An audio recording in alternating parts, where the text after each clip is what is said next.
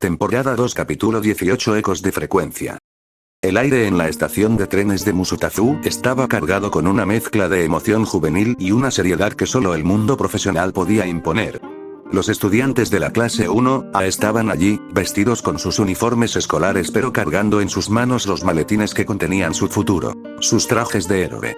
Aizawa, con las manos en los bolsillos y su mirada cansada recorriendo al grupo, se detuvo frente a ellos. El bullicio de la estación parecía atenuarse ante su presencia. Ya tienen sus trajes. Recuerden que no tienen permitido usarlos en público sin supervisión, sentenció Aizawa con su tono monótono. No se dejen llevar por la emoción. A partir de ahora, representan a la UA. Cualquier comportamiento imprudente no solo los afectará a ustedes, sino a la reputación de la escuela. Sí, sensei. Respondieron casi todos al unísono. Vayan con cuidado, añadió Aizawa, deteniéndose un segundo extra en Yuji e Ida. Piensen antes de actuar. Mientras los estudiantes comenzaban a dispersarse hacia sus respectivas plataformas, el ambiente se volvió más ligero para algunos y más denso para otros. Espero que todos aprendamos mucho, decía Uraraka, tratando de mantener el ánimo alto mientras ajustaba su mochila. Deku-kun, no te rompas más huesos, por favor. Izuku soltó una risa nerviosa, rascándose la mejilla. Lo intentaré, Uraraka-san. Esta vez quiero enfocarme en no ser un estorbo para mí mismo. Hiro se acercó a Yuji, quien observaba el tablero de salidas con una calma que contrastaba con el caos de la estación. Oye, Itadori, dijo Hiro, cruzándose de brazos. ¿Vas con el G-Shot? No. Es el número 5. No te dejes intimidar por su aura de ninja serio. Yuji la miró y sonrió levemente, una expresión que no llegaba a ser de alegría, sino de reconocimiento. No te preocupes, Hiro. He tratado con gente más estricta. Tú también cuídate. Tu don es increíble para el apoyo, asegúrate de que te escuchen. Sin embargo, el foco de la preocupación de Yuji se desvió hacia Tenya y Ida. Él estaba de pie, rígido, con la mirada fija en el tren que lo llevaría hacia Osu. No había rastro de sus habituales movimientos robóticos de manos ni de sus correcciones por el orden. Izuku se acercó a él, con la duda reflejada en el rostro. Ida-kun, si alguna vez te sientes superado, o si necesitas hablar, ya sabes que estamos aquí. Ida se giró lentamente. Sus gafas reflejaron la luz de la estación, ocultando sus ojos por un instante. Gracias, Midoriya-kun. Pero estoy bien. Solo estoy concentrado en cumplir con mi deber como el próximo Ingenium. Yuji, que escuchaba desde unos metros, sintió un sabor amargo en la boca. Conocía esa mentira. Era la misma que él se decía a sí mismo cuando buscaba a Maito tras la muerte de Nanami. Ida no buscaba cumplir su deber, buscaba una purga. Pensamiento de Yuji, esa espalda es demasiado estrecha para cargar con tanto odio, Ida. El silbato del tren anunció la salida. Uno a uno, los estudiantes se despidieron con manos agitadas y promesas de verse en una semana. Ida fue el primero en subir, desapareciendo rápidamente entre los asientos. Yuji tomó su maletín y se dirigió a su propia plataforma. Su destino era la agencia de G-Shot. No iba allí buscando un mentor, ni un padre, ni gloria. Iba buscando la herramienta legal que necesitaba para seguir siendo quien era. Mientras el tren se ponía en marcha, Yuji se sentó junto a la ventana, viendo cómo la UA quedaba atrás. En su bolsillo, el contrato de G-Shot se sentía pesado. Una semana, susurró Yuji para sí mismo. Una semana para ver si este mundo de héroes realmente tiene espacio para alguien como yo.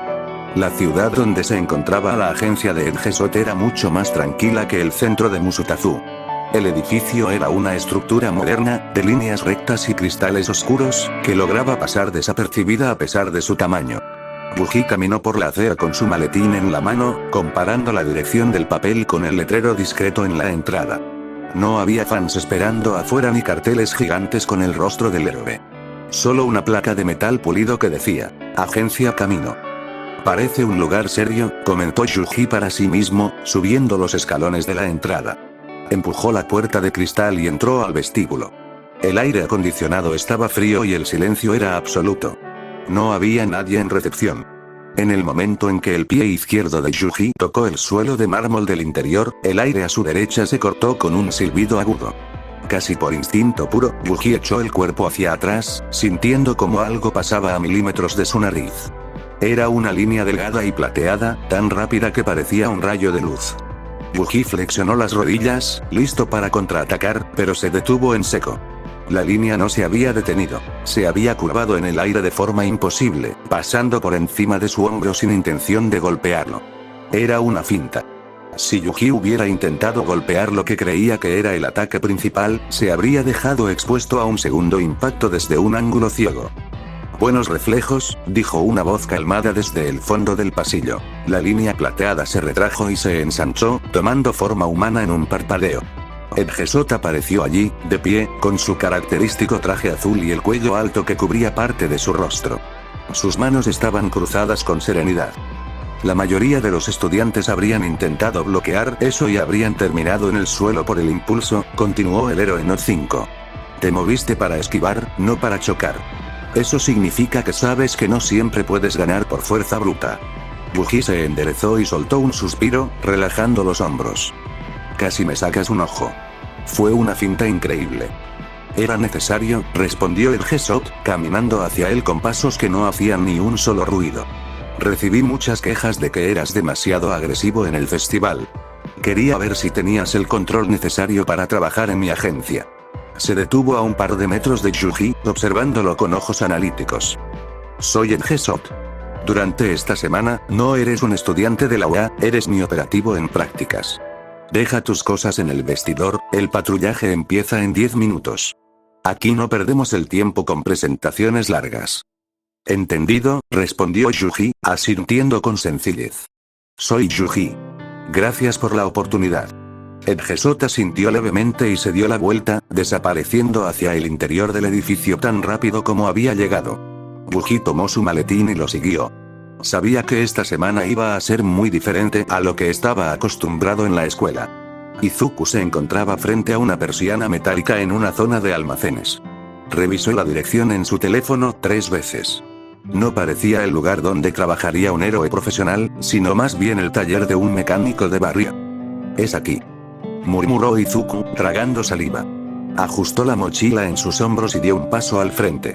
Al entrar, el sonido de una radio antigua sintonizando música ligera llenaba el espacio. El lugar estaba lleno de estanterías con piezas metálicas, cámaras de alta velocidad y lo que parecían ser prototipos de equipos de apoyo. Buenas tardes, exclamó Izuku, haciendo una reverencia de 90 grados hacia el centro del taller. Soy Izuku Midoriya, de la clase 1A de la UA. Muchas gracias por aceptarme. El silencio duró unos segundos, solo interrumpido por el chirrido de unas ruedas.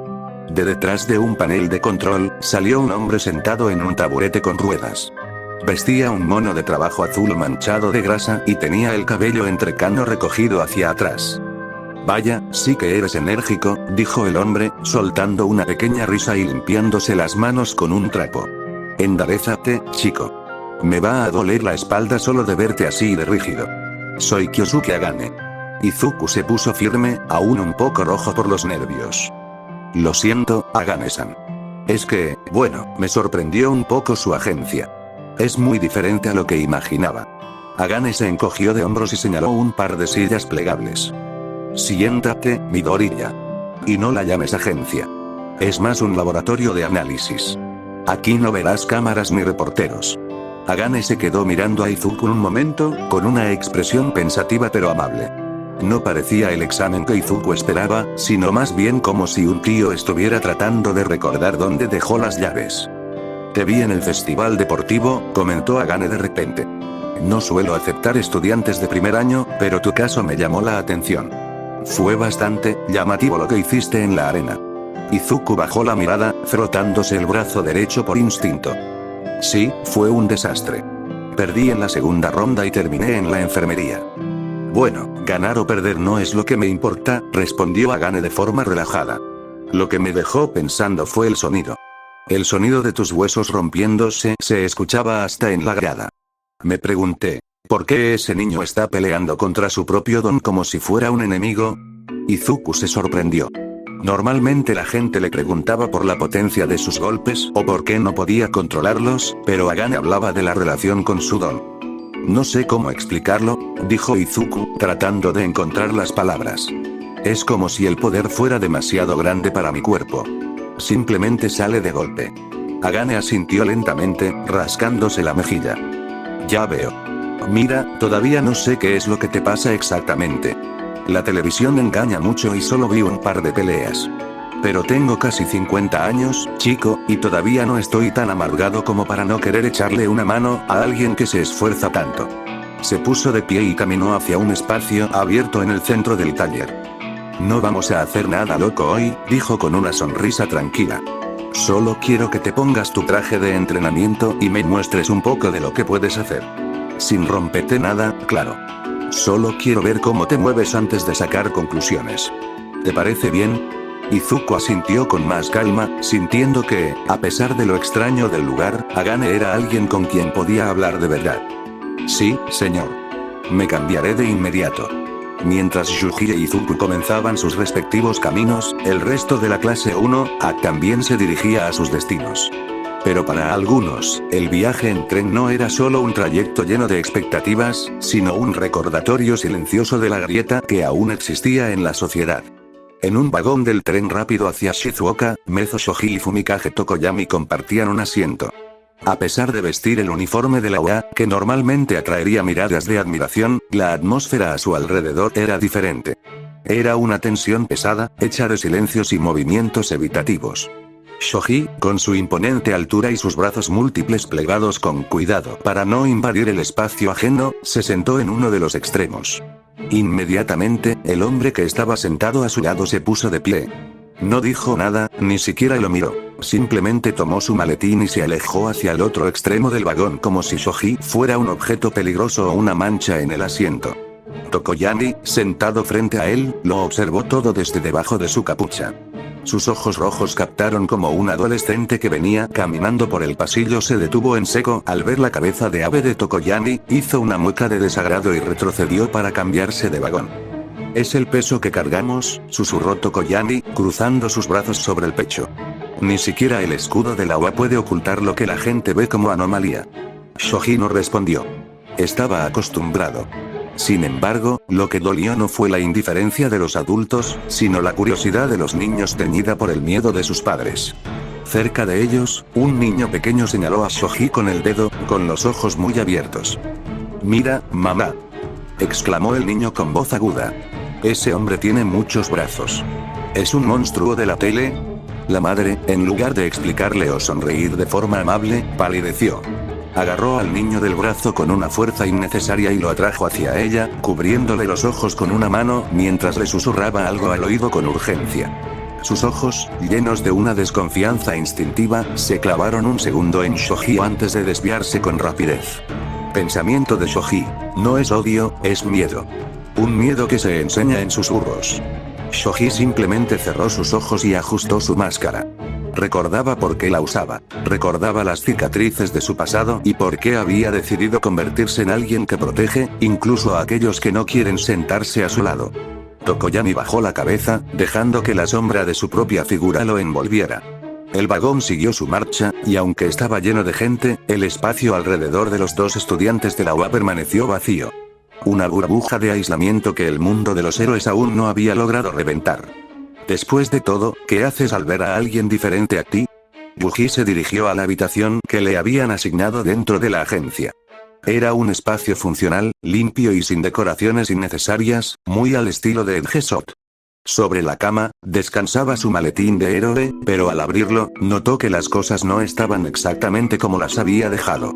Su traje original, que mantenía ese diseño similar al uniforme que usaba antes de llegar a este mundo, con la característica capucha roja, había sido retocado. La tela parecía más reforzada y, sobre todo, le habían añadido varios compartimentos tácticos en el cinturón y en los laterales de los pantalones. Eran bolsillos pequeños y discretos, diseñados para no estorbar en movimientos de alta velocidad. «Vaya», murmuró Yuji, pasando los dedos por los nuevos cierres. «Se siente más ligero». Se cambió rápidamente. El traje se ajustaba mejor a su cuerpo, permitiéndole una flexibilidad que antes no tenía. Mientras terminaba de ajustarse los guantes, la puerta se deslizó silenciosamente hacia un lado. Edgesot estaba allí, ya equipado y con la mirada fija en un reloj de pared en el pasillo. «Ese traje era demasiado básico para el trabajo de campo», dijo Edgesot, observando las modificaciones. El departamento de apoyo de mi agencia le hizo unos ajustes. Esos compartimentos son para suministros médicos básicos y herramientas de captura. Si vas a moverte conmigo, no puedes depender solo de tus puños. Un héroe preparado es un héroe que sobrevive. Yuji asintió, golpeando suavemente uno de los bolsillos. Se sentía más como un operativo que como un simple estudiante. Gracias. Se siente bien, respondió Yuji con sencillez. Edgesot consultó su propio cronómetro de muñeca y luego miró a Itadori. Son las 16:45 minutos, sentenció el héroe no 5 con voz cortante. ¿Ya estamos listos? Yuji terminó de ajustarse la bota y se puso de pie, con una expresión tranquila pero enfocada. Sí, respondió. Entonces, muévete. El patrullaje preventivo es la base de todo. Si un villano llega a actuar, es porque nosotros fallamos en detectarlo antes. La ciudad de noche bajo la tutela de un profesional de élite era una experiencia surrealista. No había sirenas, ni gritos, ni el caos que Yuji solía asociar con las patrullas. Edgesot se movía como una exhalación plateada, saltando entre cornisas con una gracia que desafiaba la gravedad, y Yuji lo seguía de cerca, manteniendo el ritmo gracias a su capacidad física sobrehumana. El cielo estaba despejado y la luna iluminaba los tejados con un brillo frío. Todo se sentía demasiado pacífico, casi como un sueño después de haber vivido el infierno de Shibuya. No había maldiciones acechando en las sombras, solo el viento suave y el zumbido lejano de la ciudad durmiendo. De repente, Edgesot se detuvo en el borde de un tanque de agua, con su silueta recortada contra la luna. No se giró para mirar a Yuji, pero su presencia llenaba el espacio. Dime, Yuji, la voz de Edgesot cortó el silencio, tranquila pero cargada de una intención afilada. ¿Por qué decidiste convertirte en un héroe? Yuji frenó en seco un par de metros detrás de él. La pregunta, aunque común en la UA, se sentía diferente viniendo del hombre que lo estaba evaluando como a un operativo. Yuji se quedó mirando su propia sombra. En su mente, las imágenes de los demás estudiantes, Izuku hablando de admiración, Uraraka de ayudar a su familia, y Ida de honor, se sentían como colores brillantes en una habitación oscura. Él no tenía nada de eso. Pensamiento de Yuji, no es por la gloria. No es por el ranking. Ni siquiera es porque me guste el nombre de héroe. Solo necesito el permiso legal para estar en el frente. Si no tengo esa licencia, soy un criminal. Si la tengo, puedo salvar a alguien antes de que sea demasiado tarde. Es una herramienta, nada más. Yuji exhaló lentamente, dejando que el aire frío llenara sus pulmones. No quería mentirle a un hombre que valoraba tanto la precisión. Para ser sincero, no creo que tenga vocación de héroe, Edgesot-san, respondió Yuji, con una voz despojada de cualquier ego. No sueño con estatuas ni con aparecer en las noticias. Solo sé que hay personas que van a morir si nadie hace nada, y yo tengo la fuerza para evitarlo. Hizo una breve pausa, apretando el puño levemente. Vine a la academia para conseguir la licencia lo más rápido posible. Quiero salvar a la gente a mi manera, sin que las reglas de quién puede o no intervenir me detengan cuando el tiempo corre en contra. Solo quiero salvar a las personas, y quiero hacerlo ya. Edgesot permaneció inmóvil. En el mundo de los héroes, donde la mayoría de los jóvenes están obsesionados con la chispa y el idealismo, la respuesta de Yuji era peligrosamente pragmática, pero extrañamente pura. Era la respuesta de alguien que ya conocía el costo de llegar tarde. Entiendo, dijo Edgesot finalmente, girando la cabeza lo suficiente para que uno de sus ojos fríos se clavara en Yuji. No buscas un ideal, buscas eficiencia. Eso te hace un activo valioso, pero también uno peligroso. Un héroe que solo busca salvar puede quemarse muy rápido si no entiende el sistema que lo sostiene. Edgesot se enderezó, señalando hacia una zona industrial donde las luces parpadeaban. Sigamos. Si esa es tu meta, esta noche verás que salvar a veces significa algo muy distinto a pelear. Edgesot volvió a saltar, convirtiéndose en una cinta de seda que se perdía entre los conductos de ventilación. Yuji lo siguió automáticamente, sus pies golpeando el hormigón con precisión, pero su mente se había quedado atrás, anclada en la pregunta. Para salvar a las personas lo más rápido posible. Había sonado lógico. Había sonado como la respuesta de un adulto. Pero mientras el viento le azotaba la cara, una frase enterrada en su memoria regresó con la fuerza de un golpe al mentón. Porque yo quiero convertirme en un héroe. El recuerdo era vívido. El sudor quemándole los ojos, la presión de la batalla de caballería, los gritos de la multitud y esa adrenalina que no venía del miedo, sino de una chispa de esperanza pura. En ese momento, frente a sus compañeros, no lo había dicho por pragmatismo. Lo había dicho porque, por un segundo, se lo había creído. Pensamiento de Yuji. Tal vez, no estoy siendo completamente honesto. Ni con el Gesot, ni conmigo mismo. Se dio cuenta de que se estaba refugiando en la idea de la licencia y el trámite porque tenía miedo. Miedo de que, si aceptaba la palabra héroe, el peso de no poder salvar a todos fuera aún más insoportable. Era más fácil decir que era un operativo que admitir que todavía tiene el corazón de aquel chico que quería que todos tuvieran una muerte adecuada. Ed Gesot aterrizó en la cima de una torre de comunicaciones y esperó a que Yuji llegara. Notó que el chico tenía la mirada un poco más baja que hace 5 minutos. Las palabras que decimos para definirnos suelen ser escudos, Itadori, dijo el Gesot sin mirarlo, como si pudiera leer el rastro de sus pensamientos. A veces nos decimos que solo cumplimos con un deber para no sentir el peso de lo que realmente nos mueve. Yuji levantó la vista, sorprendido por la puntería del profesional. No te preocupes por la respuesta perfecta ahora, continuó el ninja. La ciudad te dará la respuesta real. Mira abajo.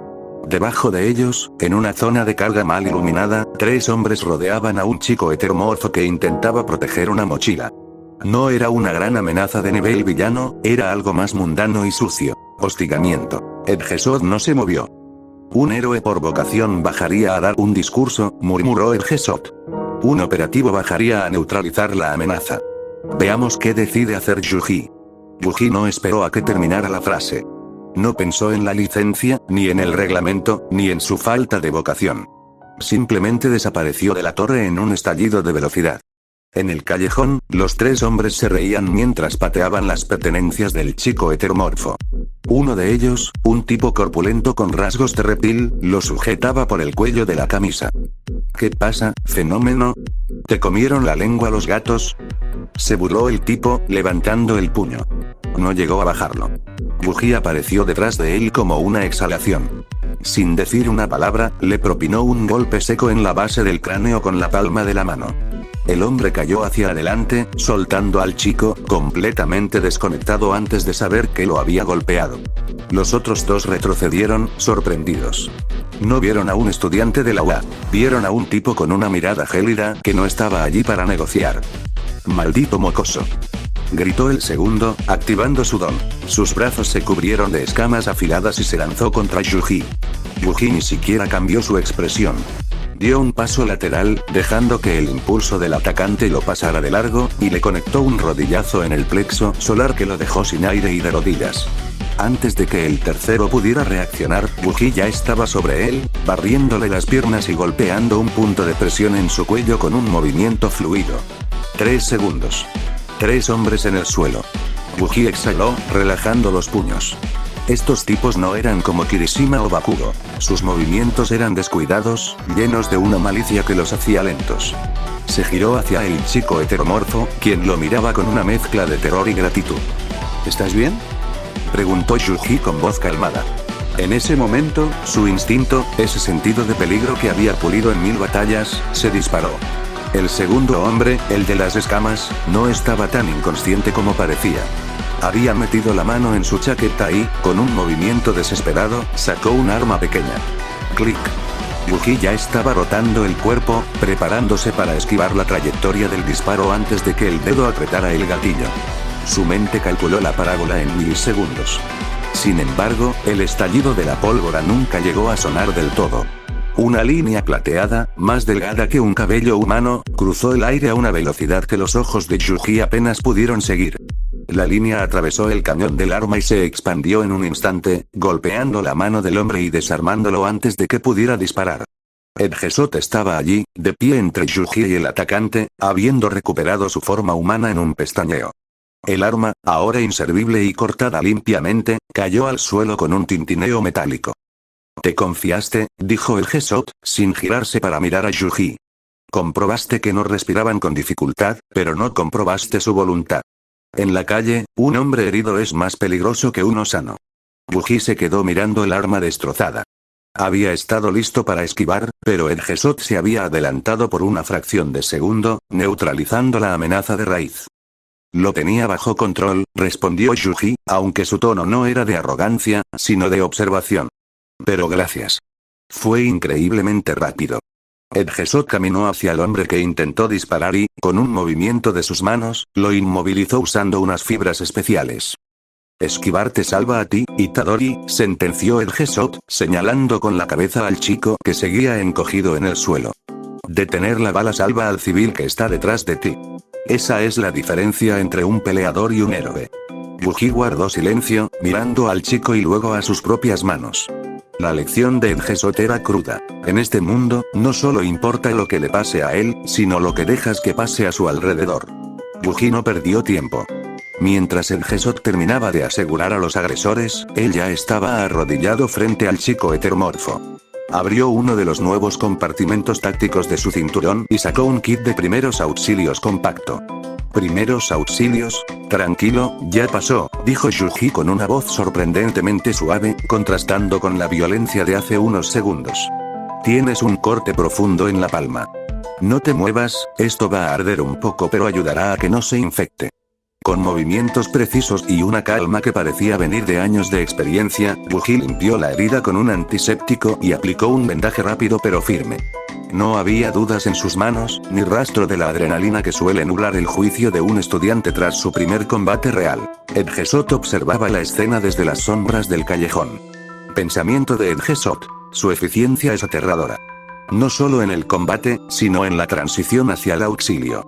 La mayoría de los chicos de su edad estarían celebrando la victoria o temblando por el disparo que casi reciben.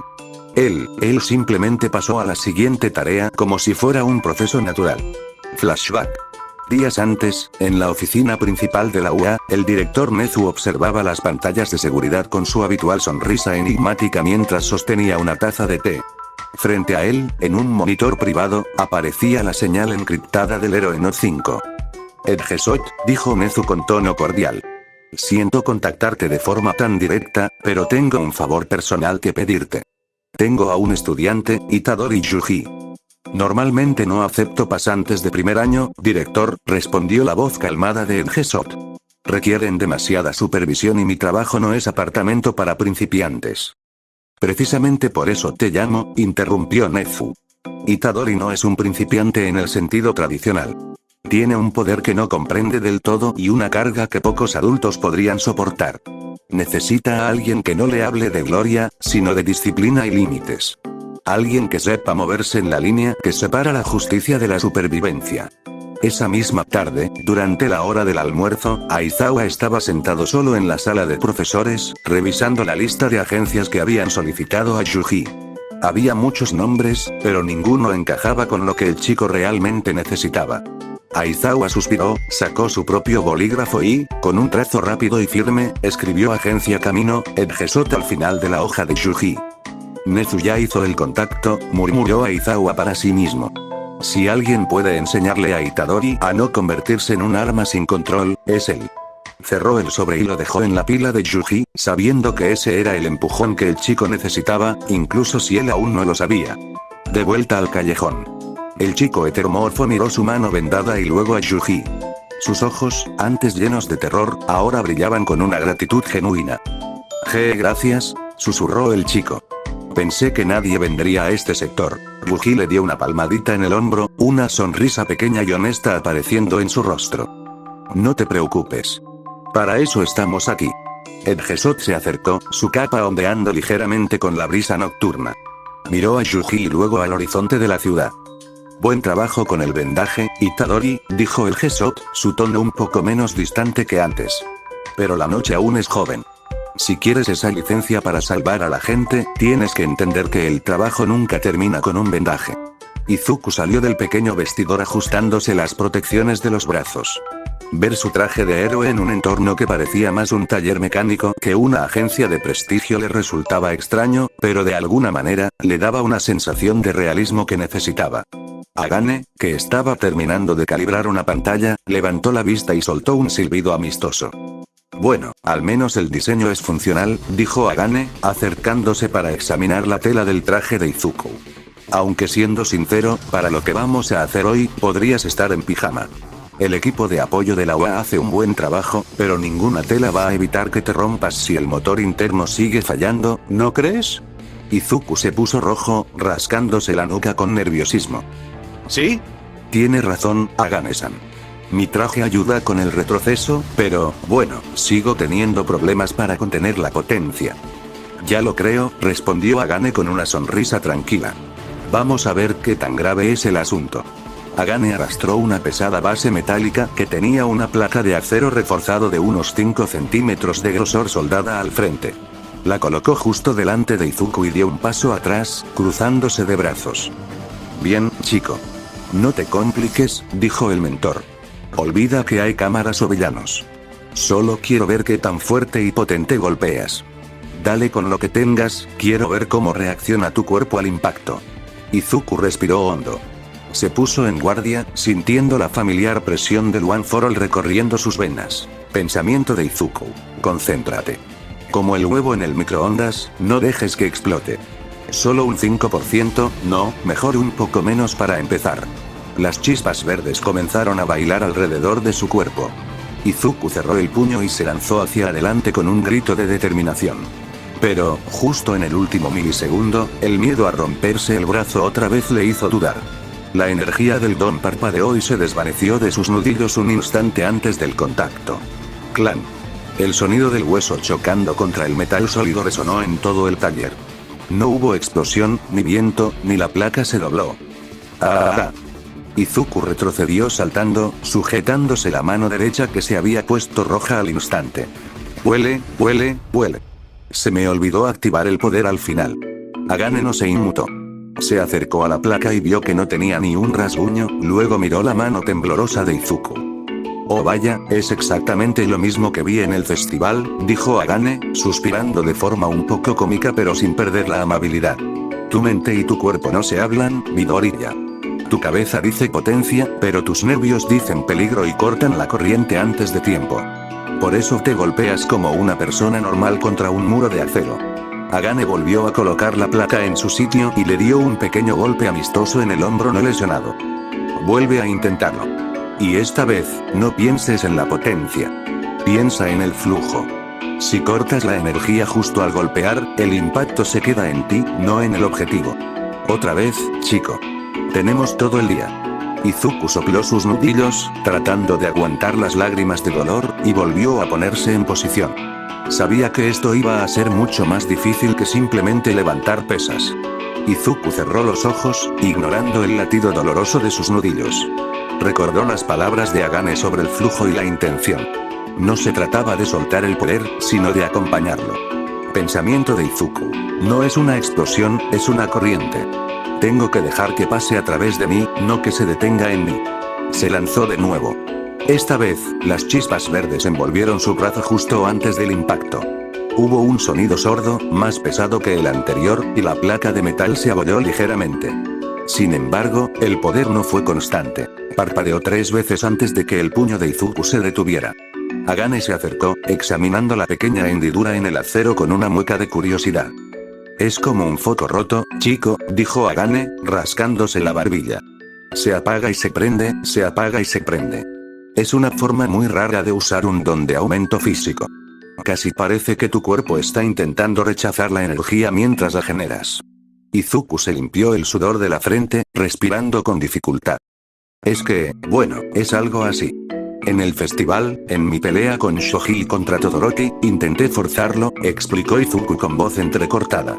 Mi cuerpo no aguantaba el 100%, así que aprendí a dar golpes de poder en ráfagas muy cortas para no quedar destruido de inmediato. Agane se quedó en silencio un momento, procesando la información. Luego, suspiró y miró a Izuku a los ojos, perdiendo por un momento esa actitud relajada. Hiciste lo que pudiste con lo que tenías en ese momento, te lo concedo, dijo Agane con seriedad. Pero dime, ¿cómo se siente eso por dentro? Como un motor que se apaga y se prende constantemente, respondió Izuku.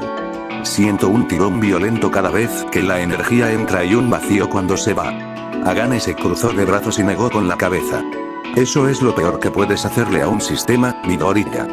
Cualquier mecánico te dirá que el mayor desgaste de una máquina no ocurre cuando está funcionando a máxima potencia, sino durante el arranque y la parada. Cada vez que apagas y prendes tu don en medio de un movimiento, creas picos de fricción interna que están destrozando tus fibras musculares. Es ineficiente, es peligroso y, lo más importante, te hace predecible. Si el motor tose, el coche no avanza. Izuku bajó la mirada, dándose cuenta de que lo que él consideraba una técnica de supervivencia era en realidad lo que lo mantenía estancado. Agane se limpió el aceite de las manos con un trapo viejo, mirando a Izuku con una expresión ilegible tras sus gafas. Te lo dejo de tarea, Midoriya. Dime, ¿cómo funciona un auto? Preguntó Agane con total naturalidad. Izuku parpadeó, sorprendido, pero su cerebro de analista se activó de inmediato. ¿Sí? Bueno, se basa en un motor de combustión interna. El combustible se mezcla con aire, se comprime en los cilindros y una chispa genera una explosión que mueve los pistones, convirtiendo la energía térmica en energía mecánica a través del cigüeñal Y. Agane lo interrumpió con un gesto de la mano, soltando un suspiro. No, niño. Eso es lo que dice un libro. Es más complejo que eso. Te lo dejo de tarea. Piénsalo de verdad. Entonces, ¿no vamos a patrullar? Preguntó Izuku, bajando los hombros, visiblemente decepcionado. No, respondió Agane, dándose la vuelta. Con ese control de tu poder, no lo veo posible. Serías un peligro para los civiles y para ti mismo. No saldrás de aquí hasta que lo veas. Sin más, el mecánico se retiró a su rincón de trabajo, sumergiéndose en sus planos y piezas, dejando a Izuku solo en el centro del taller frente a la placa de metal. 19 horas. Una prueba. Izuku intenta mantener el flujo constante mientras golpea. Resultado: falla. El poder parpadea y el retroceso le sacude el hombro. 22 horas. Otra prueba. Izuku se concentra en la respiración, tratando de imitar la calma de Agane. Lanza el puño. Resultado: éxito medio. Casi logra el golpe fluido, pero la duda le hace apagar el foco un milisegundo antes. El metal vibra, pero no cede. Agane apaga las luces del taller, dejando solo una lámpara encendida cerca de la salida. Me voy a dormir, Midoriya. No te rompas nada. Izuku no respondió. Se quedó ahí, de pie en la penumbra, con las chispas verdes de sudor reflejándose en sus ojos cansados. 4:30 horas. Agane se despertó sobresaltado. No era un grito ni una explosión, sino un sonido rítmico y constante que vibraba en el suelo del almacén. Tud, tud, tud, tud. Se levantó, se puso sus sandalias y caminó hacia el área de entrenamiento. Al asomarse, se quedó petrificado. Izuku no estaba lanzando golpes devastadores. Estaba dando pequeños golpes, constantes y rítmicos contra el aire y la placa. Pero lo que sorprendió a Agane fue el resplandor. Las líneas verdes del One for All ya no parpadeaban. Estaban ahí, fijas, fluyendo por su piel como un circuito perfectamente cerrado. Pensamiento de Izuku. Un motor, Itadori-kun, la eficiencia. Toda la energía del auto está en el motor, pero no se queda ahí. Se redistribuye, se compacta en zonas según la necesidad. Itadori puede hacerlo de forma natural. En el festival, su eficiencia no era solo física. Su energía y su cuerpo eran una sola pieza. Si muevo la energía por todo el chasis antes de acelerar, si no la detengo, Agane dio un paso al frente para decirle que parara, que ya era suficiente por hoy, pero se detuvo al ver la expresión de Izuku. No era la expresión de alguien que estaba practicando, era la de alguien que acababa de resolver el acertijo. Entonces, susurró Izuku. En un solo movimiento, Izuku dio un paso al frente. No hubo un arranque violento. Fue como si todo su cuerpo se deslizara en una sola marcha perfecta. ¡Bum! El golpe conectó con la placa de metal. No fue el estallido descontrolado de antes. Fue un impacto seco, sónico y absoluto. La fuerza fue tan bien dirigida que el bloque de metal reforzado, que pesaba cientos de kilos, salió despedido hacia atrás, arrastrándose varios metros por el suelo hasta chocar contra la pared del fondo. Izuku se quedó con el puño extendido, el full cowl aún brillando de forma constante por todo su cuerpo, sin una sola gota de sudor por el retroceso. Agane se quedó con los ojos abiertos de par en par, olvidándose por completo del sermón que iba a dar. El motor de Izuku finalmente había dejado de toser, ahora, estaba rugiendo. Vaya, murmuró Agane en voz baja. Parece que finalmente lo viste, niño. El silencio que siguió al estruendo del metal fue absoluto, solo roto por la respiración errática y pesada de Izuku. Las chispas verdes que antes envolvían su cuerpo se desvanecieron lentamente, dejando tras de sí un leve rastro de vapor que emanaba de su piel. Izuku intentó dar un paso, pero sus piernas, que habían estado bajo una tensión constante durante horas, simplemente cedieron. Su centro de gravedad falló y el mundo comenzó a inclinarse rápidamente. Antes de que su rostro golpeara el frío suelo del taller, un brazo firme lo sujetó por el pecho, deteniendo su caída con una precisión mecánica. Lo logré, Agane-san, susurró Izuku con los ojos entrecerrados, su voz apenas un hilo. Finalmente, no pudo terminar la frase. El agotamiento mental de mantener el flujo constante, sumado a la falta de sueño, apagó su sistema de golpe. Su cabeza cayó pesadamente sobre el hombro del héroe profesional, sumiéndose en un sueño profundo e instantáneo. Agane sostuvo al chico con cuidado, sintiendo el calor que aún desprendía su cuerpo. Miró por encima del hombro hacia el fondo del almacén, donde la pesada placa de metal estaba incrustada en la pared, doblada casi por la mitad. Un golpe limpio. Sin huesos rotos, sin energía desperdiciada. Vaya, a veces me olvido de cómo son los niños, murmuró Agane con una sonrisa pequeña y algo melancólica. No saben cuándo detenerse una vez que encuentran la pieza que les falta. Con un movimiento suave para no despertarlo, Agane levantó a Izuku en brazos. No pesaba mucho, pero la determinación que había demostrado durante toda la noche le daba una presencia imponente. Pensamiento de Agane. ¿Entendiste el concepto del motor, Midoriya? No se trata de cuánta fuerza tienes, sino de cómo la mantienes viva. Mañana realmente empezaremos a conducir. Agane caminó hacia la pequeña habitación de descanso, lo dejó sobre la cama y lo cubrió con una manta pesada. Antes de salir y apagar la luz, se quedó un momento en la puerta, observando al sucesor de Olmig descansar.